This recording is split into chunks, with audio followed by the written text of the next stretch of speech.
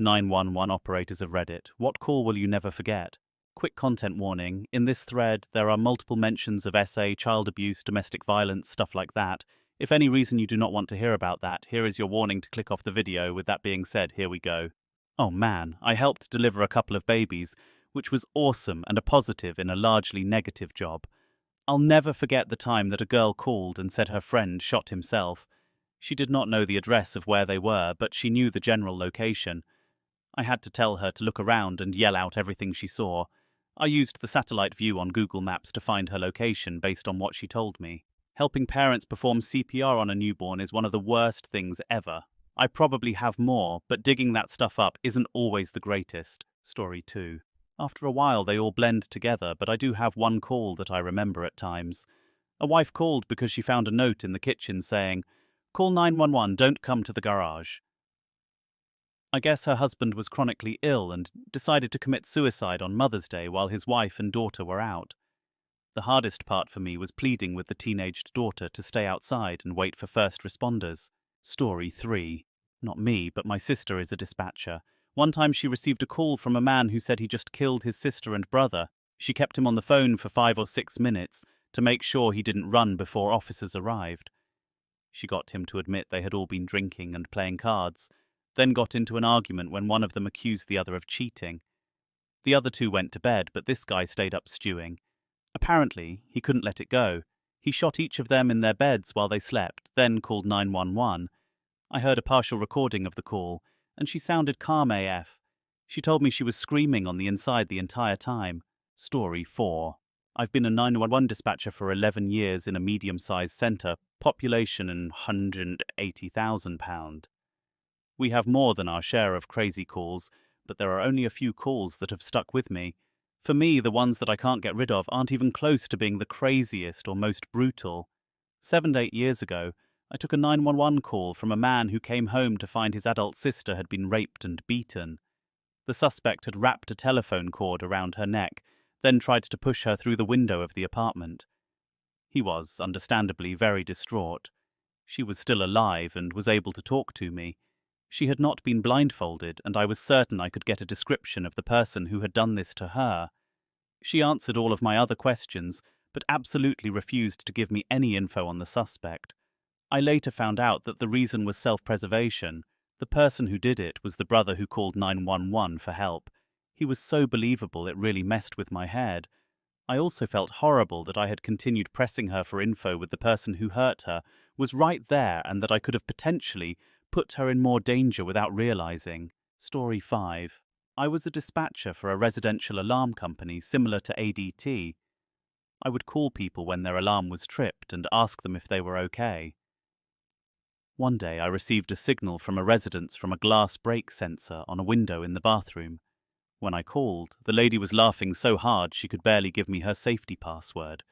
Turns out she was cleaning her bathroom, and when she bent over, she farted so hard and loud it set off the sensor on the bathroom window. Story 6. I was working a fire dispatch position when a police dispatcher passed me a call. When he announced the call, I couldn't quite hear what he said, due to all the yelling in the background.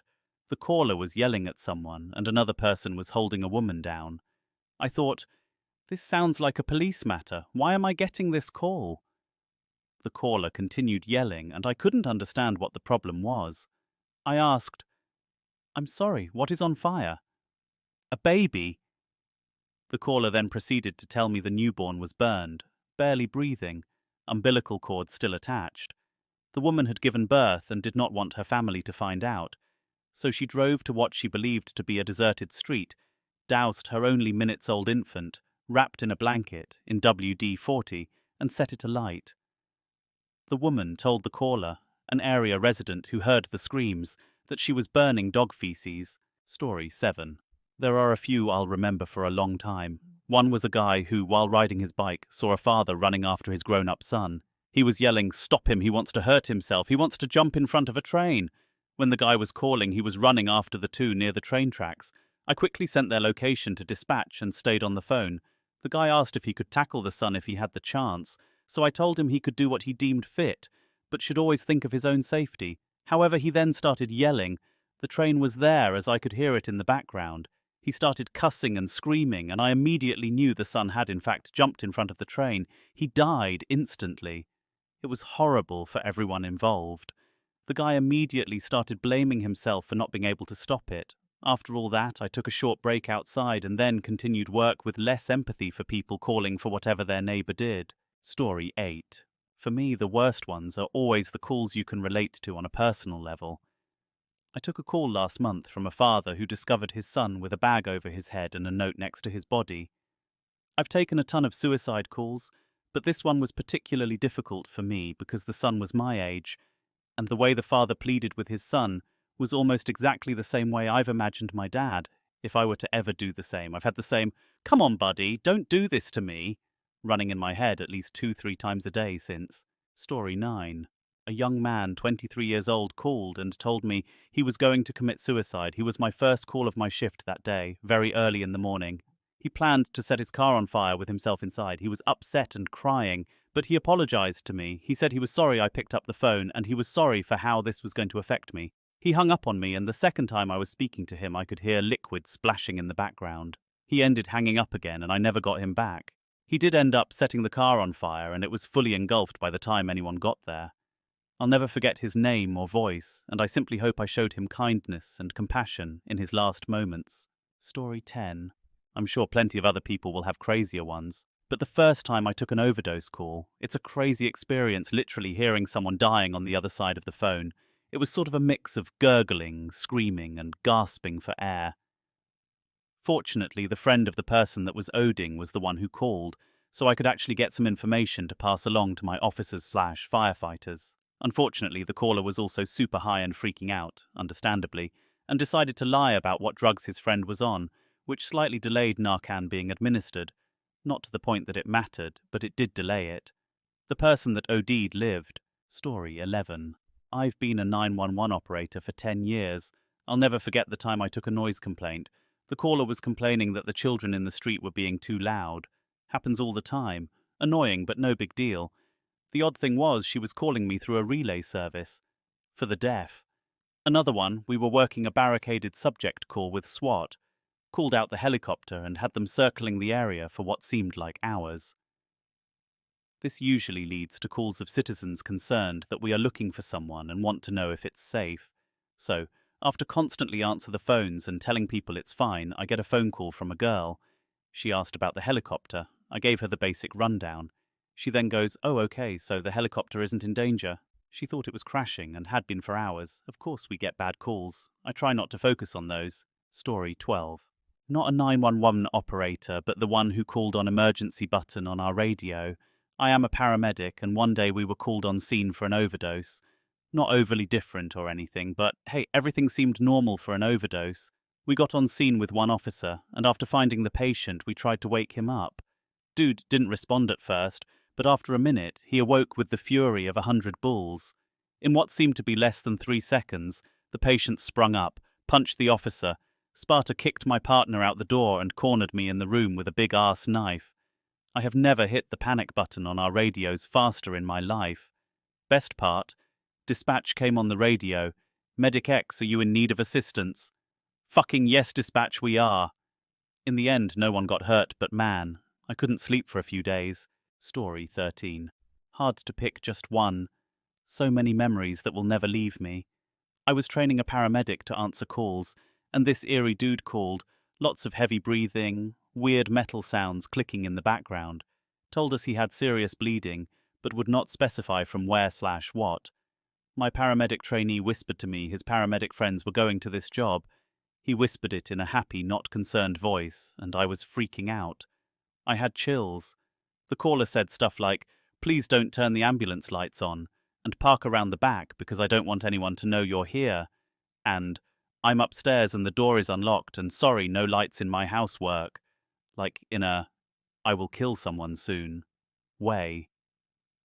We radioed the crew and told them not to go in and police have been dispatched, to stand off until they arrived. But of course we stayed on the line with heavy breathing guy who said he was in the upstairs cupboard, waiting. Next thing I knew, I heard the paramedics' voices call out, "Where are you?" And the police were still 15 minutes away. Totally thought they would die. Like, The paramedic's voice is in my head forever, and that helpless look on my trainee's face. We were all silent, and the caller was heavy breathing, not responding. Then, "There you are! I found you! You were in the cupboard! How can I help? Oh, here, let me help you hang up the phone!" The paramedics didn't die, but the dude was sitting in the closet with a gun and bullets, and he had cut his scrotum open and was stuffing it full of tissues. To stop the bleeding, I guess. Story 14. Working in public safety. I was required to work a certain amount of hours in dispatch. The one that I'll never forget was actually a non-emergency line. It was a woman being beat with a sledgehammer by her ex-boyfriend. It's a distinct sound. He was legit trying to kill her. I honestly had trouble answering phones with cords for a moment because I expected to hear her screaming. She got banged up pretty good, but she lived. Story 15. The first truly serious call I took was for a rape. A woman in her early 20s had just procured a well-paying job and went to the club to celebrate with her friends. Met up with a local musician and invited him back to her room. She was down for sex, but he wanted anal. She said no, and he did it anyway, very aggressively. I got the call a few hours later. She's just softly crying into the phone. She gives me the basic details and I dispatch the police, but we need to stay on the line with the caller until they arrive. Those few minutes it took for the police to arrive, I think about them more than I care to admit. I tried my best to console her, but all she did was cry softly into the phone and kept repeating two phrases. "It's all my fault," and "there's so much blood." She ended up dropping the whole thing. She was worried that it would reflect poorly on her new job, which, in the field she was in, she was right. Nothing ever happened to the guy, and I still see his name around sometimes. Story 16. One of my best friends was a 911 operator, now is a nurse. She got pretty messed up by a call from a mum who had found her 14-YIO son after he had hung himself. It sort of brought to light for me just how little support many dispatchers get in terms of help with PTSD. She missed a few weeks of work, needed therapy. That was all out of pocket, because somehow that's not workers' comp eligible. It is one of the big reasons I'm very much in support of parity and benefits for dispatchers and tow truck drivers, as I am for traditional first responders, police, fire. There's also a huge additional problem that lots of EMTs/paramedics are employed by shifty companies that don't provide nearly the kind of comprehensive benefits that governments provide to firefighters and police. We have some pretty messed up systems with wildly varying levels of help available for the exact same event, depending on who your employer is. We need a more comprehensive basic safety net for these people to help them get through tough times induced by their jobs. Story 17.